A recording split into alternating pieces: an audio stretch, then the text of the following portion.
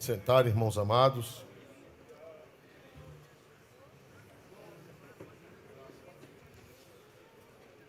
O Senhor Jesus, falando das Escrituras do Antigo Testamento, Ele disse aos judeus dos seus dias: examinais as Escrituras, porque vós julgais ter nelas a vida eterna, e são elas que de mim testificam. Quando Jesus disse isso, não havia nenhum versículo do Novo Testamento. Tudo era Antiga Aliança. O Novo Testamento é o comentário, inspirado pelo Espírito Santo do Antigo, a explicação do Antigo. E meus amados irmãos, hoje nós vamos continuar, estamos caminhando para o término das meditações em Cantares, onde aquele livro testifica de Cristo.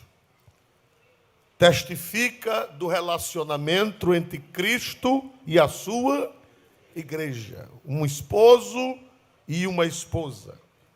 Um noivo e uma noiva. E um relacionamento íntimo, assim como de marido e mulher. Evidentemente que no âmbito espiritual. E aqui, irmãos, em Cantares capítulo 8, nós vemos a noiva falando com o noivo. E ela diz, no versículo 3, por favor. Aliás, Cantares 8 e 5. Quem é esta que sobe do deserto e vem encostada tão aprazivelmente ao seu amado? Quem é esta que sobe do deserto? Quem é? Vê se vocês aprenderam. Se vocês não aprenderam, está ruim. Está terminando o livro, não aprendeu? Quem é esta que sobe do deserto encostada ao seu amado? A igreja. A igreja. Quem é o amado da igreja? Jesus. Jesus. Crente só presta encostadinho a Jesus. Amém? Na visão profética foi vista a igreja subindo do deserto, aprazivelmente quer dizer com prazer, com alegria, encostada ao seu amado. O que é que eu aprendo? Eu aprendo que o crente deve viver encostado a Cristo.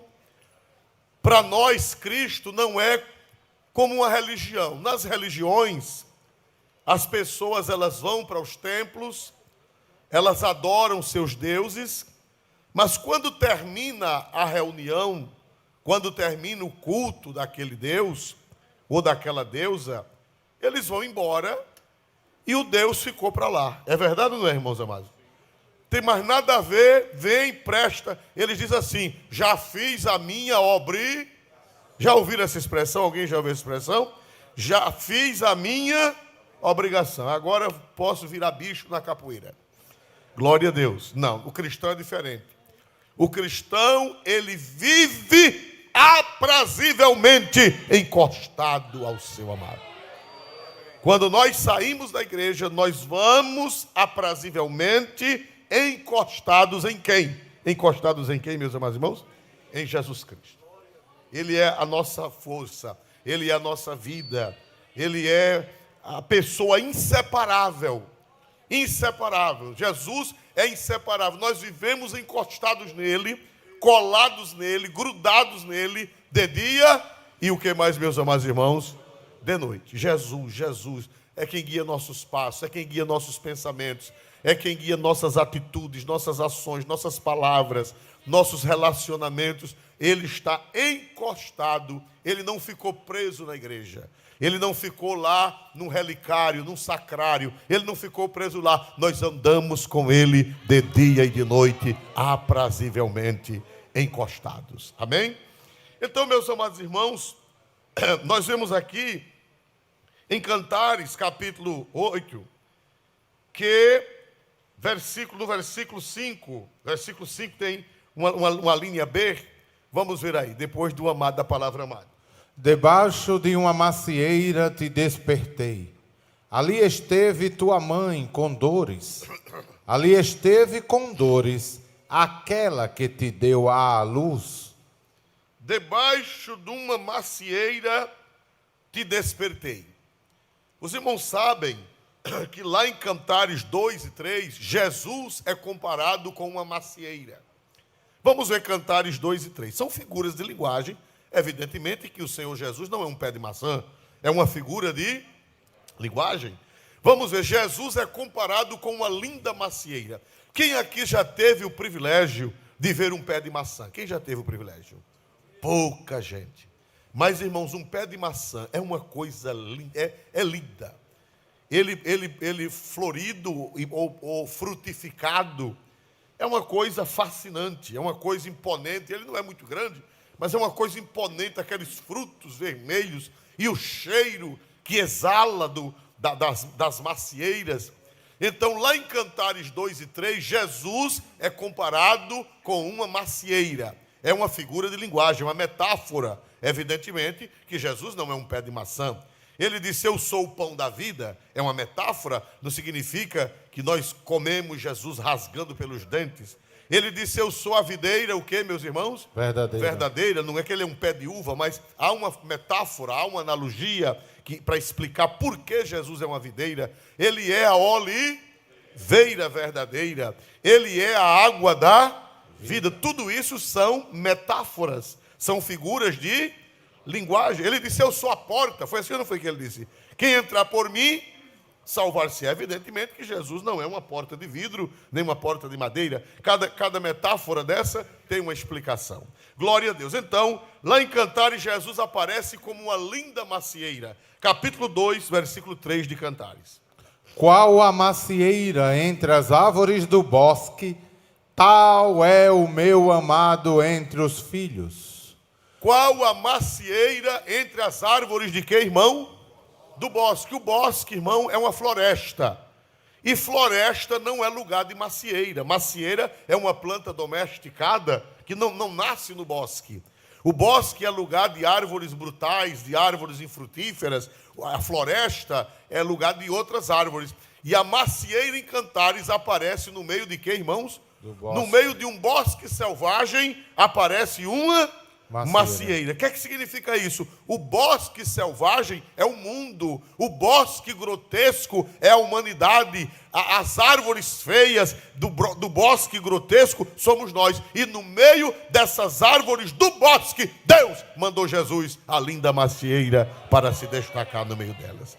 Aleluia! Então, no meio do bosque bravio, no meio de uma floresta de árvores não tão belas, aparece a linda macieira. Jesus é a macieira pela sua essência, pelo seu cheiro, pela sua beleza, pelo seu caráter, pela sua santidade, pela sua divindade, pela sua glória, pela sua majestade, pelo seu poder, pela sua unção, pela sua maravilha. Jesus é a macieira no meio das árvores do bosque. Quem pode dar glória a este Jesus maravilhoso?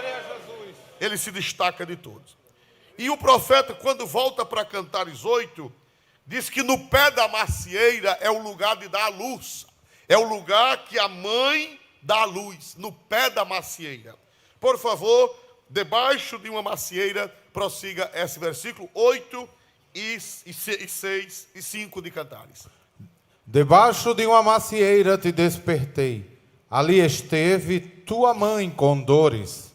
Ali esteve com dores aquela que te deu à luz. Muito bem. Debaixo de uma macieira te despertei. Meus irmãos, parece um paradoxo despertar Jesus. Porque Jesus não dorme.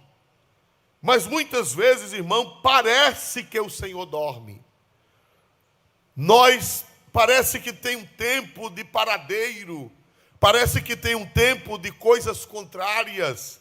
Parece que tem um tempo de adversidade. Parece que o Senhor está dormindo. Como no barco. Vocês estão lembrados no barco no Mar da Galileia?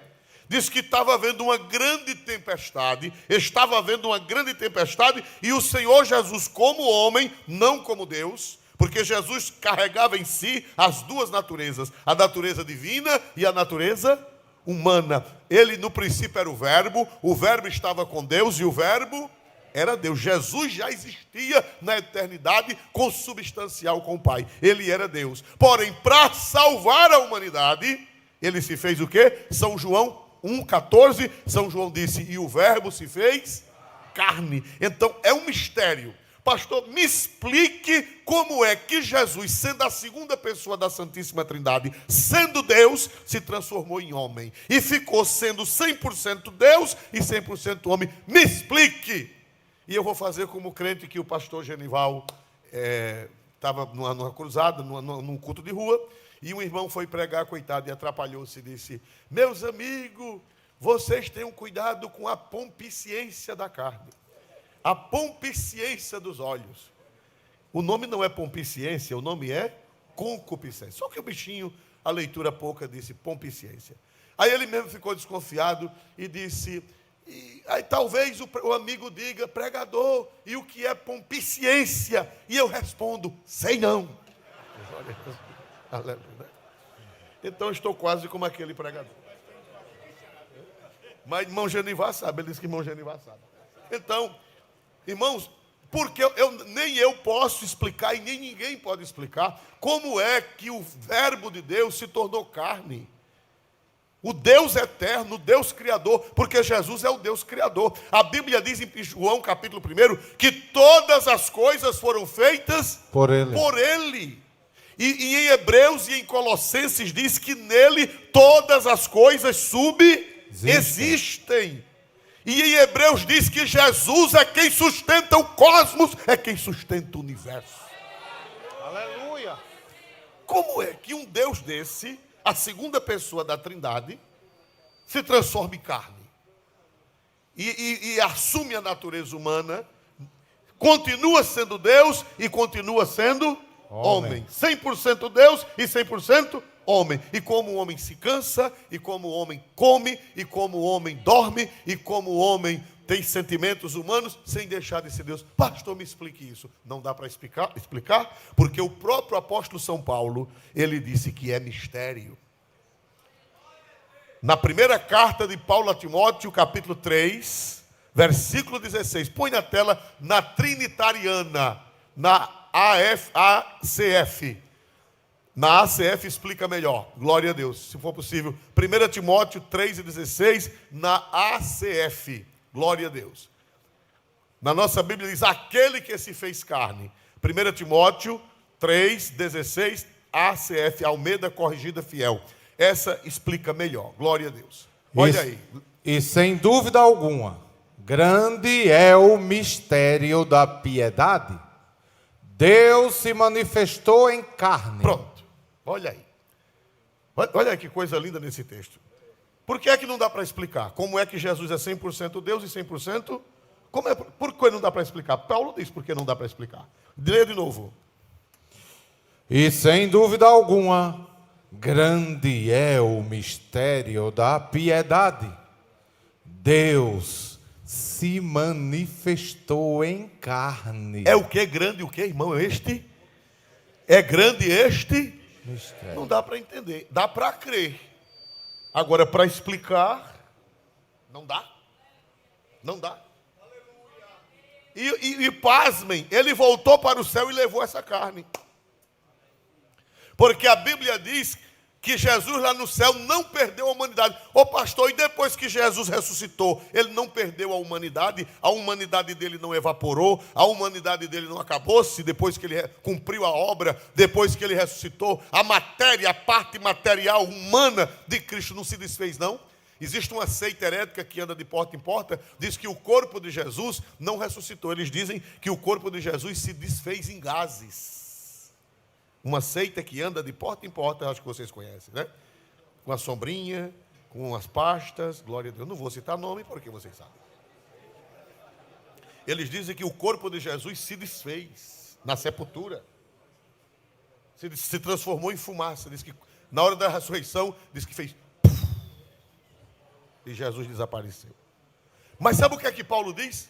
Que Jesus ressuscitou, que Jesus subiu ao céu e está como homem sentado à mão direita de Deus. 1 Timóteo 2:5, isso não está no nosso script, mas está chegando e alguém está precisando. 1 Timóteo 2:5, primeira carta de São Paulo a Timóteo 2:5. Porque há um só Deus e um só mediador entre Deus e os homens, Jesus Cristo, homem. Dá para dar um glória para ele, irmão? Subiu para o céu, está sentado à mão direita de quem? De Deus, intercedendo. A Bíblia diz que ele é o único mediador entre Deus e quem? E não tem outro, não tem Pedro, não tem João, não tem Maria, não tem José, não tem Benedito, não tem Antônio. É o único mediador entre Deus e os homens, Jesus Cristo. Mas que Jesus Cristo é este? Homem.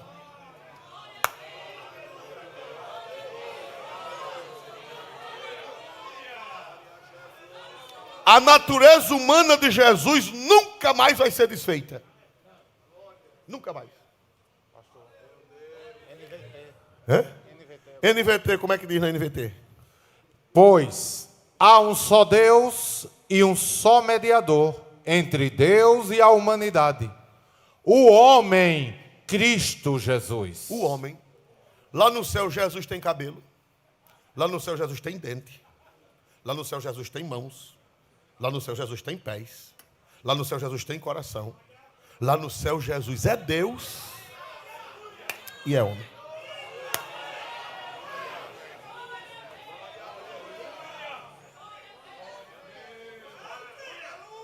E a chegada dele lá é a garantia que nós também vamos chegar lá. Quem pode dar glória para este Cristo maravilhoso? Levante as duas mãos e diga glória a Jesus. Dê glória a Jesus, porque Ele é verdadeiro Deus e verdadeiro homem. Amém? Então, irmãos, Jesus, como homem ele cansou, como homem ele dormiu na popa do barco, como homem ele teve sede, foi assim ou não foi? Quando ele chegou na beira do poço de Jacó, que foi que ele disse à mulher samaritana? Que foi que ele disse? Dai-me de beber, porque tenho sede. E a Bíblia diz que ele estava cansado. Foi assim ou não foi? Cansado de viagem.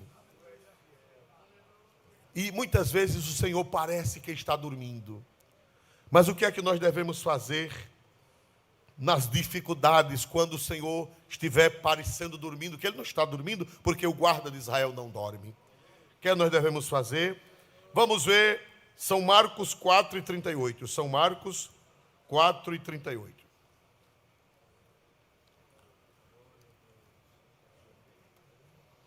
E ele estava na popa, dormindo sobre uma almofada. Salmo 144, 23. Salmos, se não houver equívoco. Salmo 144, 23. Não tem. É Salmo 44, 23. Salmo 44, 23.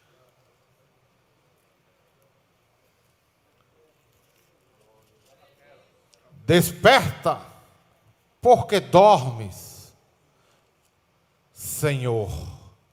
Acorda, não nos rejeites para sempre. Desperta, porque dormes, Senhor. Acorda, não nos rejeites para sempre. Mas o guarda de Israel não dorme. Porque o salmista disse: acorda, Senhor. Desperta, Senhor. Não nos rejeites, Senhor. Isso é uma figura de linguagem. E muitas vezes o Senhor, na nossa vida pessoal, na vida da igreja local, da igreja estadual, da igreja nacional, da igreja mundial, parece que o Senhor está dormindo. Parece que o Senhor, meus irmãos, tem tempos de paradeiro, tem tempos que não tem pesca, parece que tem tempos de tempestade, e parece que o Senhor está o quê, meus amados irmãos? Dormindo. Mas o que é que nós devemos fazer? Nós devemos chegar para o Senhor e dizer: Senhor, Acorda, Senhor, senão perecemos. E como é que a gente grita para acordar Deus? No sentido figurado, porque Deus não dorme. Como é que a gente acorda Deus? Como é que a gente acorda Deus? Através das orações. Vamos ver o Salmo 34, versículo 4 e 5.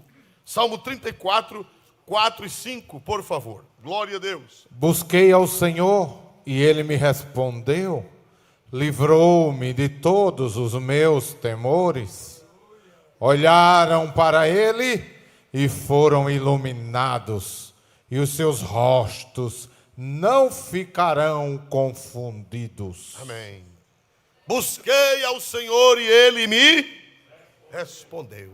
Simão, se tiver quem ore, se tiver quem dobre o joelho clamando, Senhor, desperta, o Senhor vai despertar e vai responder. Aleluia. Se tiver quem clame, o Senhor vai responder.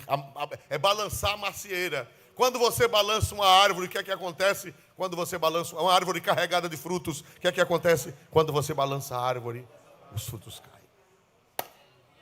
Como é que a gente balança a árvore da nossa macieira? Como é que a gente balança a nossa macieira? Oração. Através de quê, meus amados irmãos? Da Oração. oração. Pode clamar que a macieira vai derramar os frutos, ela vai derrubar os frutos e você vai comer a bênção. Amém. Meus amados irmãos, vamos voltar para Cantares. É para que nós entendamos Cantares com maior precisão, os detalhes. Vão anotando na Bíblia. Glória a Deus. Vamos voltar para Cantares 8 e o versículo de número 5, debaixo de uma macieira. Prosseguindo, por favor. Debaixo de uma macieira te despertei. Ali esteve tua mãe com dores. Ali esteve com dores aquela que te deu a luz. O que é que eu aprendo, irmão? Que para dar luz, para gerar filhos espirituais, para gerar novos convertidos, para gerar fruto na vida dos crentes, para gerar vida, tanto nos de fora como nos de dentro, é necessário dores de parto. Diz que a mãe, quem é a mãe? Nós aprendemos nas outras aulas, quem é a mãe? Quem é a mãe? A igreja. A igreja dá luz no pé da macieira, debaixo de uma macieira. Quem é a macieira? Me ajudem a pregar. Quem é a macieira? Cristo. E a Bíblia diz que no pé da macieira é que a mãe dá luz. Mas ela dá luz com o quê? Dores. Debaixo de uma macieira te despertei e ali esteve tua mãe com dores. Irmão, para você ter uma igreja que divida, para você ter uma igreja que dá luz, para você ter uma igreja frutífera, para você ter uma igreja cheia do Espírito Santo, para você ter uma igreja equilibrada, para você ter uma igreja viva, é preciso que alguns paguem o preço com dores. Não se dá luz sem dores. Hoje, com a modernidade, é uma intervenção da modernidade, e as mulheres dão a luz sem dores. Através de injeções, através de anestesias, através de procedimentos cirúrgicos, a mulher dá a luz sem dores. Mas, naturalmente, não dá a luz sem dores. E, por sinal, a medicina moderna está tentando evitar cesariana. Está tentando evitar, não sei. Não é assim, doutor? Está tentando evitar, é verdade? Querem agora que as mulheres deem a luz o quê? De parto normal. Eles chamam de humanizado, né? Porque é mais saudável. É mais saudável, mais benéfico para a mulher, menos agressivo. Dói na hora, agora na hora, dói. As irmãs riram, glória a Jesus. As irmãs riram. Mas é mais saudável, a medicina está dizendo que é mais saudável. Eles hoje só fazem parte cesariana no último momento, se não tiver jeito. Porque o que Deus inventou, por mais doloroso que seja, ainda é melhor. Mas, irmão, para você gerar, no que é que eu aprendo aqui? Que para gerar filhos espirituais, para gerar vidas para Deus, é com dores. É preciso renúncia, é preciso jejum, é preciso oração, é preciso meditação, é preciso evangelização, é preciso correria, é preciso busca de Deus. Para você ver uma igreja com vida, para você ver uma igreja, se for só uma religião é fácil. Se for só um grupo religioso é fácil. Agora, uma igreja viva, uma igreja nascida de novo, uma igreja nascida do Espírito, irmão, é com dores. Os líderes sofrem dores. Os pais sofrem dores pelos filhos. Os pais sofrem dores pelos filhos. As mães sofrem dores pelos filhos. Os avós sofrem dores pelos netos. O pastor sofre dor pela igreja. O dirigente da congregação sofre dores. Sem dores não vai haver vida.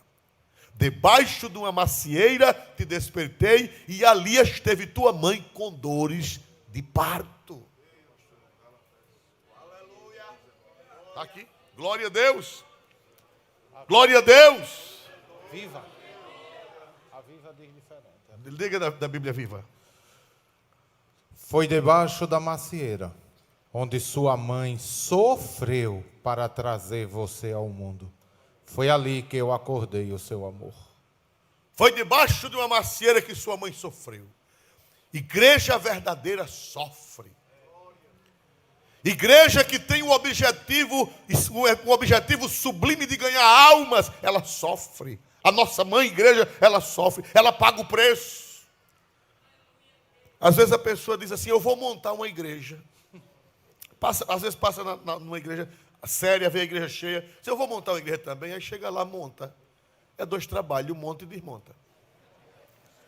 Porque gerar vidas espirituais, irmão, é com dores. É com sofrimento, é com renúncia, é com perseguição, é com incompreensão, é com coisas contrárias, adversidade. Irmão, quem foi o apóstolo que mais ganhou alma? Me ajude. Quem foi o apóstolo que mais ganhou almas para Deus? Paulo, São Paulo. Vocês não sabem disso? Disseram da boca para dentro. Quem foi o apóstolo que mais ganhou almas? São Paulo. O apóstolo São Paulo. Mas foi o que mais sofreu, irmão. Ganhar alma não é chegar numa esquina, alugar um salão e montar uma igreja, não. Botar um microfone e botar umas lâmpadas bonitas. Não, irmão. Igreja mesmo de verdade, igreja com vida, é sofrimento, é lágrima, é jejum, é oração, é santificação, é renúncia, é lágrima, é ralar os joelhos no chão, nos pés do Senhor Jesus. Vamos ver isso. Vamos ver isso em Gálatas. Vamos primeiro para 2 Timóteo 2:10. 2 Timóteo 2:10. O apóstolo São Paulo falando sobre o seu trabalho evangelístico, sobre o seu trabalho de fundar igrejas. 2 Timóteo 2:10. Olha aí. Portanto, tudo sofro por amor dos escolhidos, para que também eles alcancem a salvação que está em Cristo Jesus, com glória eterna. Portanto, disse Paulo, tudo sofro por amor de quem, meus amados irmãos? Dos escolhidos. Para que também eles alcancem o quê? A salvação que está em Cristo Jesus com glória eterna. Ele disse que para alcançar os escolhidos, para alcançar as almas que Deus preparou para salvar, ele disse tudo o que, irmão? Ele disse, a minha vida não é boa, a minha vida é surfando na onda. Foi assim que ele disse, o apóstolo São Paulo? Ele disse, tudo sofro por amor dos escolhidos. Você vê um pastor de paletó, um pastor com P maiúsculo. Não estou falando de pastel. Eu estou falando de pastor. Você vê um pastor, irmão, um pastor com P maiúsculo, chamado por Deus, que existe muitos, graças a Deus, existe muitos na face da terra. Não existe só um nem dois, não. Tem 7.000, é assim que a Bíblia diz? 7.000 que não dobraram os joelhos a Baal. Quando você vê um pastor verdadeiro, você não sabe os sofrimentos, as lutas, as aflições, as contradições, as tristezas, as amarguras que ele passa para poder gerar vida, para poder gerar no reino, para poder gerar a glória, para poder gerar o equilíbrio, para poder gerar unção. Paulo disse: tudo sofro por amor dos escolhidos, para que eles alcancem a salvação que está em Cristo Jesus com glória eterna. E o pior é que o pastor não pode dizer. O pastor não pode chegar no púlpito e contar: olha, irmão, hoje eu passei isso, hoje eu passei aquilo, hoje eu passei aquilo outro. Não pode. Ele tem que chegar bonito, bem vestido, perfumado. Tem que tomar banho, senão, quando der um abraço no povo, o povo cai, glória a Jesus. E fazendo de conta que tudo está bem.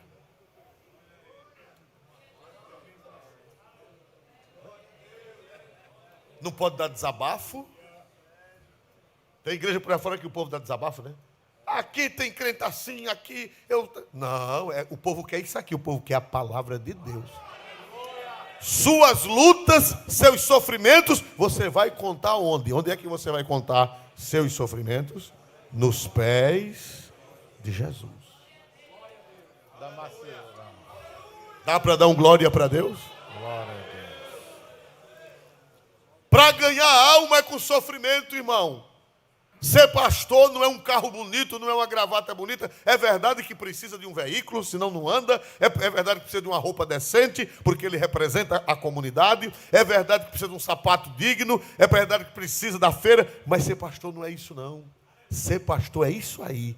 Tudo sofro por amor dos escolhidos, para que eles alcancem a salvação que está em Cristo Jesus. Por isso que lá em Cantares diz: debaixo de uma macieira a minha mãe te deu a luz, com dores de parto. Vamos agora para Gálatas 4:14. Gálatas 4:14. Perdão, Gálatas 4:19. Desculpe-me. Perdão, Gálatas 4:19. Ajeita aí. Glória a Deus.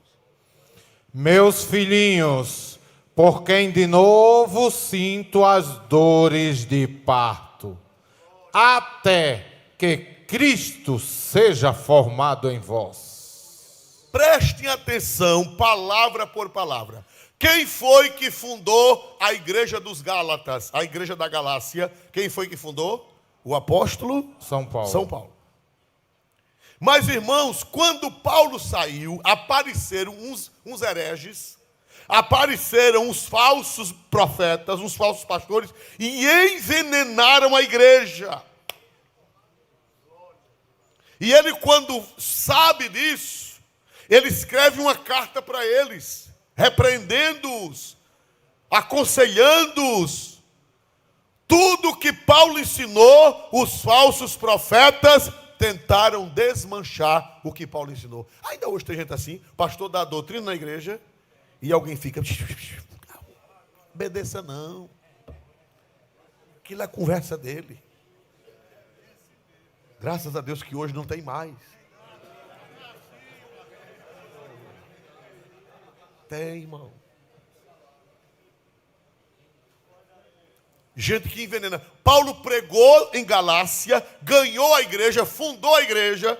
A Bíblia diz que eles receberam o Espírito Santo, foram batizados no Espírito Santo, e quando Paulo saiu, chegou uma outra turma e desmanchou tudo que Paulo havia ensinado.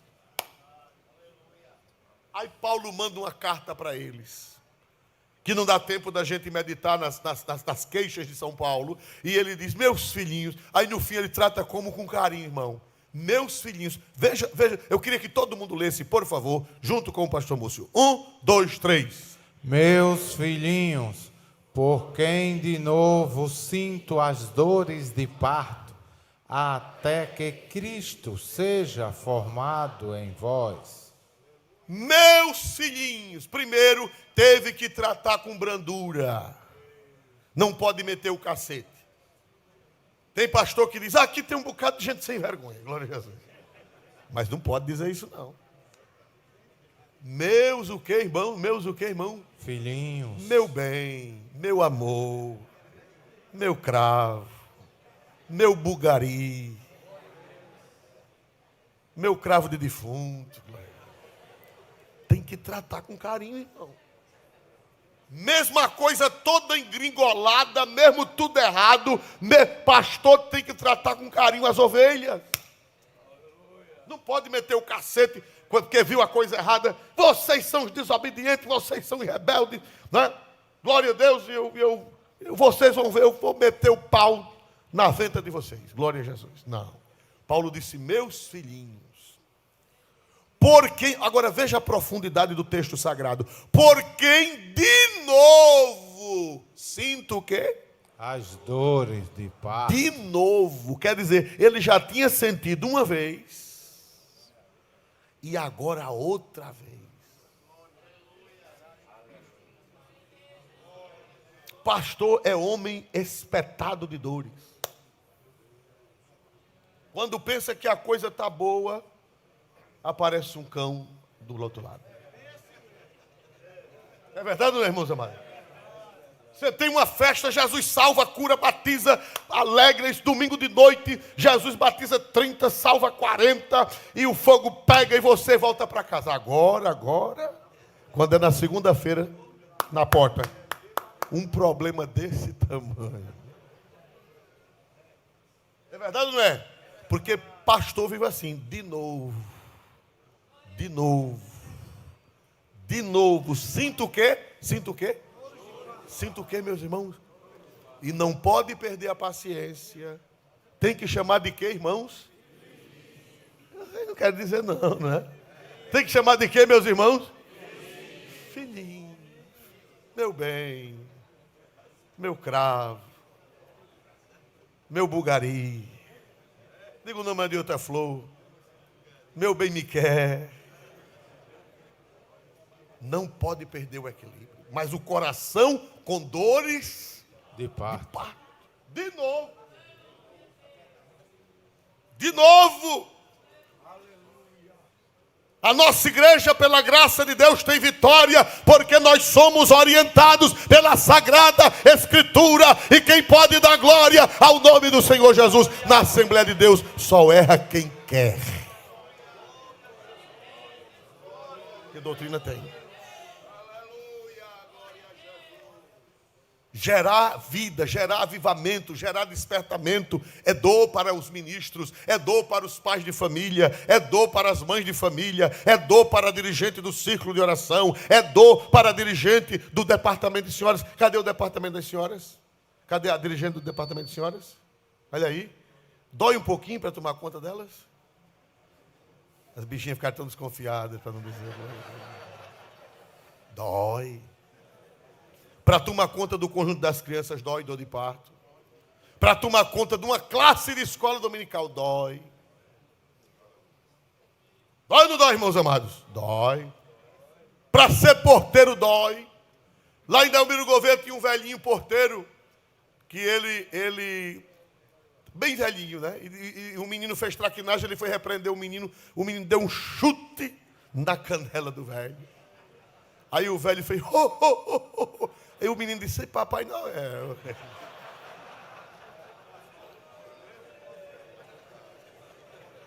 A obra de Deus é feita com dores de parto.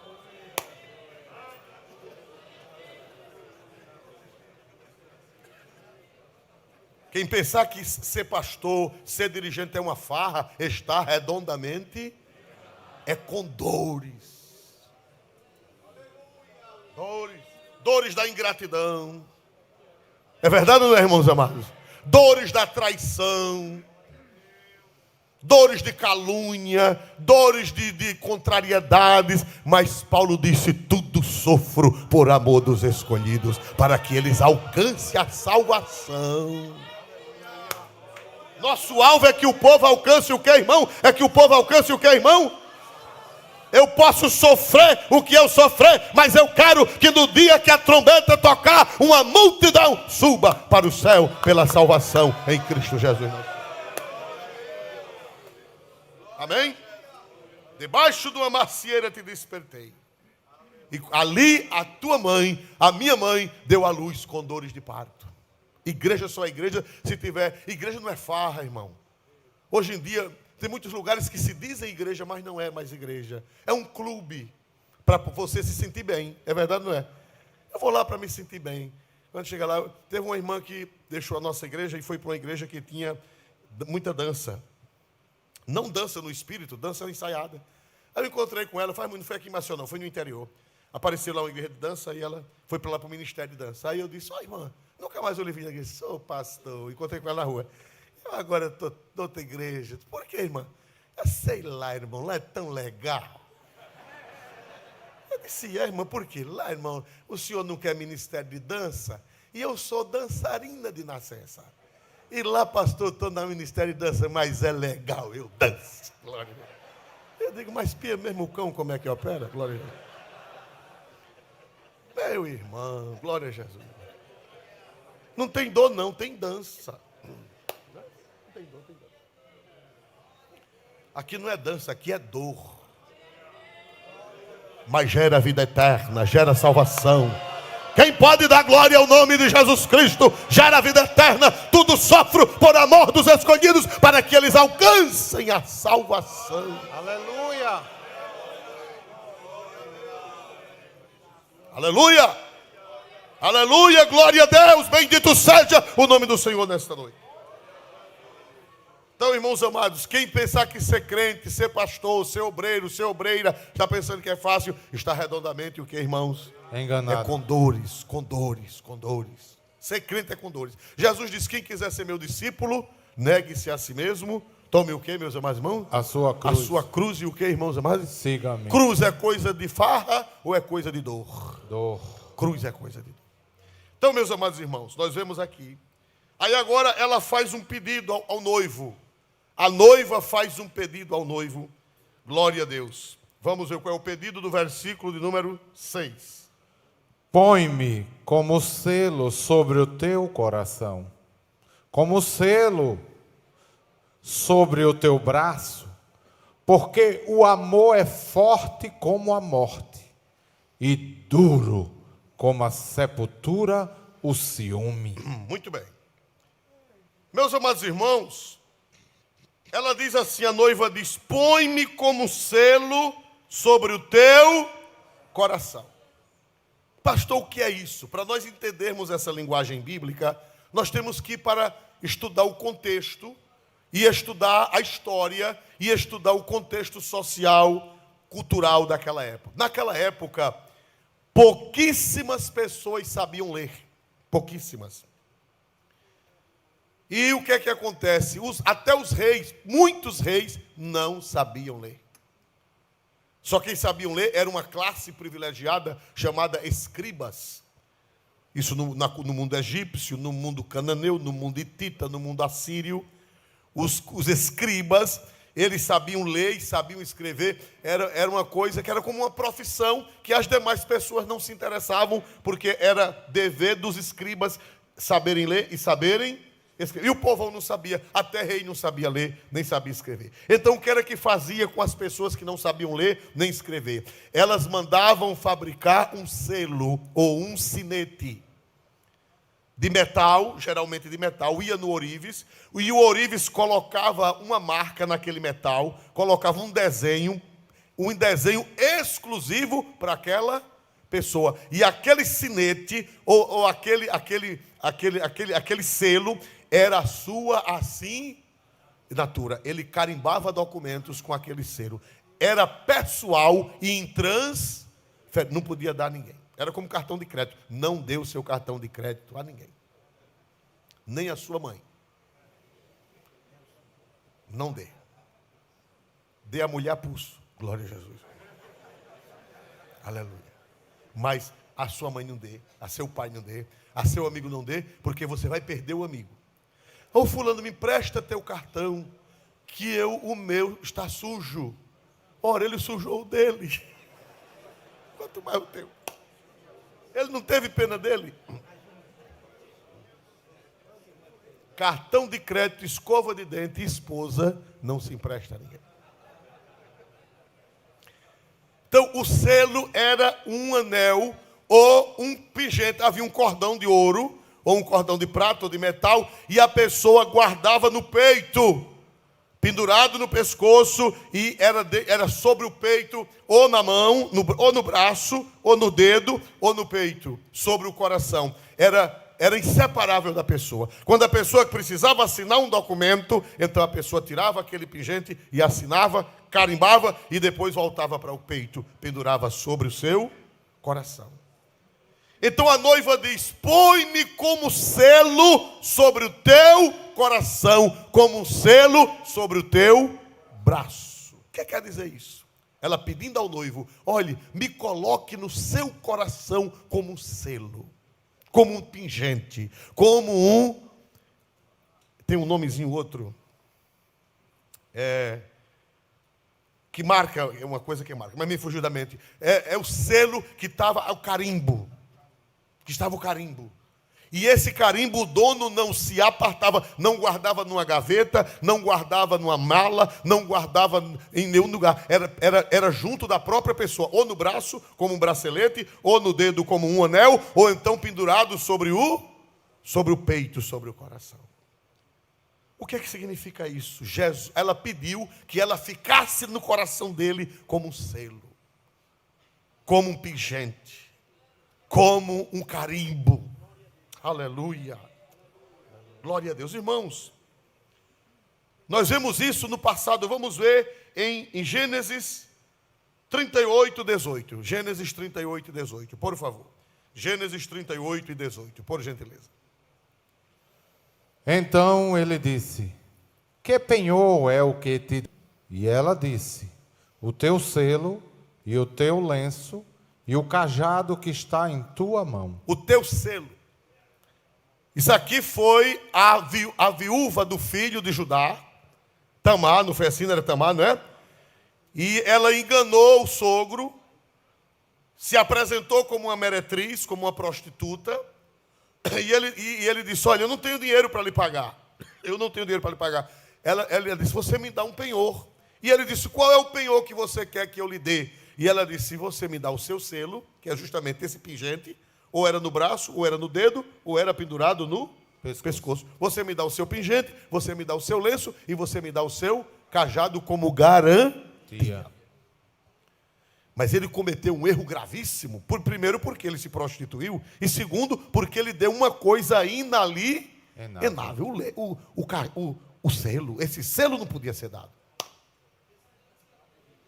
Isso aí dá uma pregação, não dá? Na mão de um pregador? Vão se arrumando aí, que eu quero ouvir a pregação. Glória a Deus. A noiva pediu: põe-me como selo sobre o teu coração. Irmãos, o selo no coração é inseparável da pessoa. Ela estava pedindo: Senhor, que eu esteja no teu coração, assim como o selo está em cima do teu peito, que eu esteja dentro do teu coração, Senhor. Inseparável, assim como o selo é inseparável, ou como um bracelete no teu braço, que também era inseparável, ou como um anel no dedo, o sinete no dedo. Irmão, o Senhor, Ele nos carrega. O que é que eu aprendo aqui? Eu aprendo que o Senhor nos carrega. O nosso relacionamento com o Senhor é maravilhoso. Ele nos carrega no peito dEle, Ele nos carrega no coração dEle, como se fosse um pingente, como se fosse um selo, como se fosse um sinete real. Ele disse: ainda que uma mãe se esqueça de ti, eu não me esquecerei de ti. Porque tu és um pingente. Tu estás no meu coração. Irmão, medita nisso. Tua pessoa, teu nome está sobre o peito do Senhor Jesus. O diabo às vezes diz: tu estás desamparado. O diabo diz: para ti não tem jeito. O diabo diz: tu é um azarado. O diabo diz: Deus não te ama. Aí você pega a Bíblia e diga: Satanás, eu sou um pingente sobre o peito do Senhor Jesus. Eu sou um selo sobre o peito do Senhor Jesus. O Senhor Jesus me ama. Ele disse: eis que com amor eterno eu te amei, e com amorável benignidade te atraí. Irmão, não tem quem arranque esse pingente do peito de Jesus. Esse pingente é você. Esse selo é você. essa peça preciosa no peito do coração de Jesus é você. Quando o diabo vinha dizer que Deus não lhe ama, diga: Satanás, como é que ele não me ama? Eu estou pendurado no peito dele. Isso demonstra no sumo sacerdote. Quando Deus mandou fazer a roupa de Arão, vamos abrir a Bíblia em Êxodo 28. Quando Deus mandou fazer a roupa de Arão, Deus mandou botar em cima da roupa de Arão um peitoral com 12 pedras. 12 pedras. 12. Pedras preciosas. Vamos ver isso. Êxodo 28 e 11. Conforme a obra do lapidário, como o lavor de selos, lavrarás estas 2 pedras com os nomes dos filhos de Israel, engastadas ao redor em ouro as farás. E porás as 2 pedras nas ombreiras do éfode, por pedras de memória para os filhos de Israel. E Arão levará os seus nomes sobre ambos os seus ombros, para a memória diante do Senhor. Essas não eram as pedras do peito. Essas eram 2 pedras dos ombros. Disse que Arão era o sumo, e ele era o único que entrava no santo dos santos. Diante de quem? De Deus. E quando ele entrava no santo dos santos, além de 12 pedras com os 12 nomes dos filhos de Israel, ele entrava com 2 pedras, uma aqui e outra aqui, pedras preciosas, 6 nomes de um lado e 6 nomes do outro. Quando Arão entrava diante de Deus, que Deus olhava para Arão, quem era que Arão via? Aliás, quem era que Deus via em Arão? Quem era que Deus via em Arão? O nome nome das 12 tribos de Israel, lavrada em pedra preciosa com engaste de ouro. Presas com engastes de ouro. Quando o sacerdote Arão entrava diante de Deus, estava Judá, estava Levi, estava Issacar, Rúben, Simeão, Dan, Gade, Azé, Naftali, Zebulon e Benjamim. Os 12 nomes estavam ali, no peito de Arão e nos ombros de Arão. Quem é o nosso sumo sacerdote? Hoje não tem mais sumo sacerdote na terra. Quem é o único sacerdote que chega, o único sumo sacerdote que chega diante de Deus para interceder por nós? Quem é? Diga o nome dele. Jesus. Diga o nome dele. Jesus. Jesus hoje é o nosso sumo sacerdote. Arão era um tipo de Cristo, era uma figura de Cristo. Hoje não precisa mais de sumo sacerdote, porque nós temos um sumo sacerdote diante de Deus. E quando Jesus chega diante de Deus, sabe o que é que ele leva para apresentar ao Pai? Você sabe o que é que ele leva? O nome de cada um de nós. Quando Deus olha para Jesus, a Bíblia diz em Hebreus que Jesus é o nosso sumo sacerdote. Quando Jesus chega diante do Pai, meu irmão, já pensou? Meu nome, o meu pobre e miserável nome, está lá no peito de Jesus. José Orisvaldo Nunes de Lima. Múcio Arruda. Aleluia. Luciano Aquino. Alberto Olímpio. Herman Trindade. Diga seu nome. Todo mundo diga seu nome. Cada um dê um grito. Diga o seu nome. Múcio. Mais alto. Diga seu nome. Múcio. Pois o seu nome está no peito.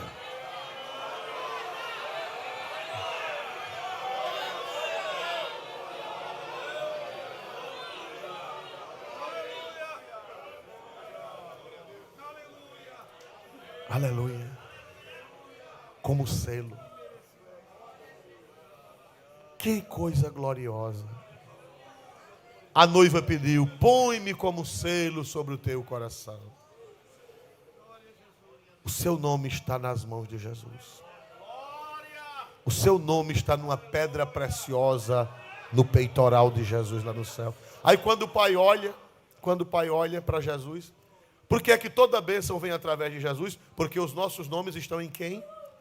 estão em Jesus. Não está em Pedro, não está em Tiago, não está em João. João é gente boa, Tiago é gente boa, Maria é gente boa, Benedito é gente boa, mas só tem um sumo sacerdote que carrega no coração nosso nome. Aleluia. Então, meu irmão, você volte para casa tranquilo. O seu nome está selado no coração de Jesus. Aleluia. Aleluia. Outra coisa, deixa eu dizer outra notícia para encerrar. No tempo antigo, olha, no tempo antigo, quando havia muitas guerras, eu vou encerrar com esta palavra, quando havia muitas guerras no tempo antigo, aí os filhos iam para a guerra, era ou não era? Iam para a guerra e as mães ficavam rindo ou chorando? As mães chorando. E às vezes os filhos nunca mais voltavam. Sabe o que era que elas faziam? Elas iam na casa de um lapidador, de um ferreiro, e elas mandavam colocar o nome dos filhos na mão, na palma da mão. Para nunca o quê? Para nunca o quê? Esquecer. Chorando. As mães que perdiam os filhos iam chorando e elas mandavam gravar o nome dos filhos. E quando o tempo ia passando, que elas queriam esquecer os filhos, o que era que acontecia? Elas olhavam para a mão. Aí Deus disse a mesma coisa, Isaías 49. Isaías 49 não está no script. Vamos nos colocar de pé. Oh, meu Deus, eu te louvo. Isaías 49. E 15. Para encerrar, Isaías 49 e 15. Pode uma mulher esquecer-se tanto do filho que cria, que não se compadeça dele, do filho do seu ventre? Mas, ainda que esta se esquecesse, eu, todavia, me não esquecerei de ti. Prossiga. Eis que na palma das minhas mãos te tenho. Nelas deixo estar a minha oração. Tem na internet a letra aí. Vai, volta um pouquinho aqui, glória a Deus. Isaías 49, 15. Pode uma mulher esquecer-se tanto do filho que cria, que não se compadeça dele, do filho do seu ventre, mas ainda que esta se esquecesse, diz o Senhor, todavia não me esquecerei de ti. Aleluia. Versículo 16. Eis que na palma das minhas mãos te tenho Gravado. Na palma das minhas mãos te tenho Gravado. Olha, dá para Jesus esquecer de você? O seu nome está no peito dele, o seu nome está nos ombros dele, e o seu nome está